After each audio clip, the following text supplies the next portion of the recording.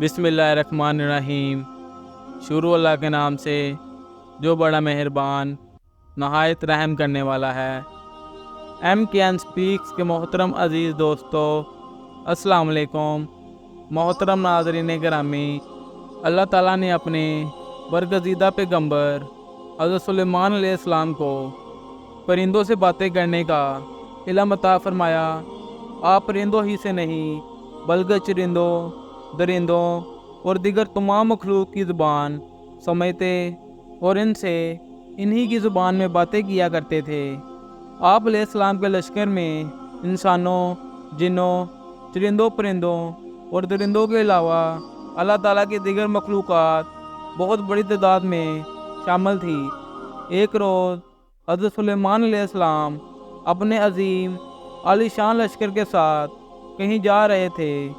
आप अलैहिस्सलाम बहुत रौब और दबदबे वाले बादशाह थे।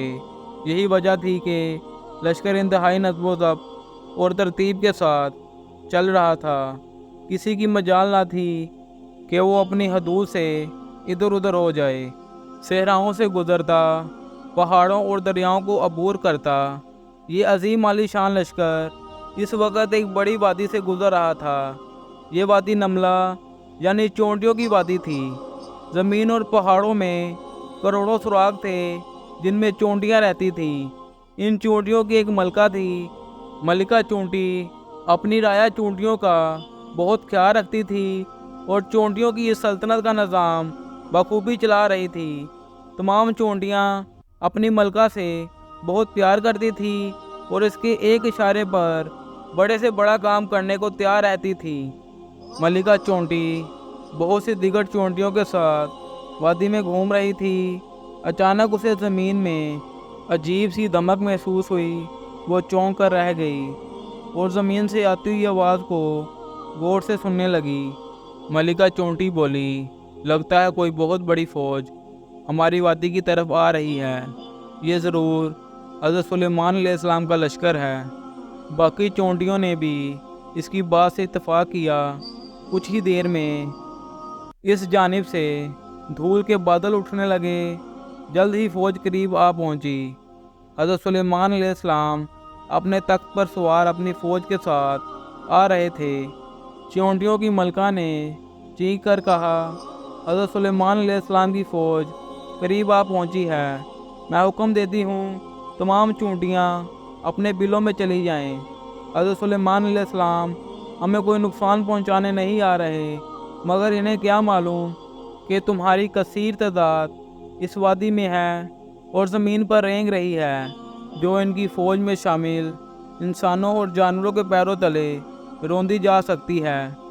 हज़रत सुलेमान अलैहिस्सलाम तक मलका चोंटी की आवाज़ पहुंच गई।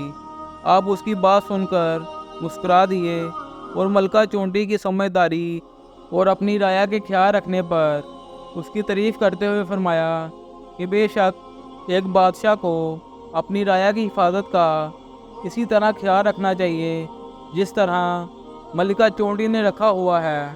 ये वाक़या कुरान मजीद की सूरत अल-नमल आयत 15-19 में यूँ बयान किया गया है, और हमने हज़रत दाऊद अलैहिस्सलाम और हज़रत सुलेमान अलैहिस्सलाम को इल्म अता किया, और इन दोनों ने कहा कि कुल शुक्र और कुल तारीफ़ उस अल्लाह के लिए है जिसने हमें अपने बहुत से मोमिन बंदों पर फजीलत अता फरमाई। और हज़रत दाऊद अलैहिस्सलाम का वारिस हज़रत सुलेमान अलैहिस्सलाम हुआ, और इसने कहा, ऐ लोगों, हमें सिखा दी गई हमें परिंदों की बोलियां और हमें अल्लाह ताला की तरफ से हर चीज़ अता की गई है।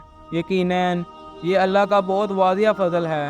हज़रत सुलेमान अलैहिस्सलाम के लिए जिन और इंसानों और परिंदों के लश्कर जमा किए गए और वो पूरे ज़ब्त में रखे जाते थे।